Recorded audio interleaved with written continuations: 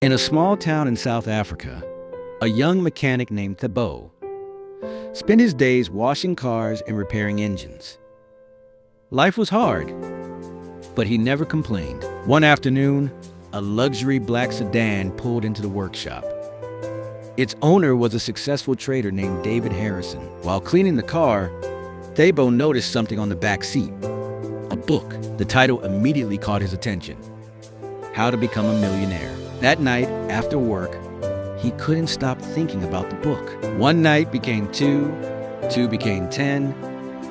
Every evening, while others slept, Thabo kept reading. A few weeks later, David returned to collect his car. David smiled and asked, "You really like that book, don't you?" The next day, David returned with a box full of books about trading, business, and success. Those books changed more than his knowledge, they changed his mindset. Years passed. The mechanic who once repaired cars was now inspiring thousands of people. His face appeared on billboards across South Africa. One day, David visited the city and couldn't believe what he saw. When they finally met again, David said something Thabo would never forget. "I didn't change your life with a book.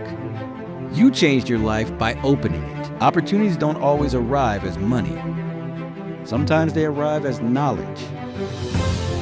And one book can change an entire future.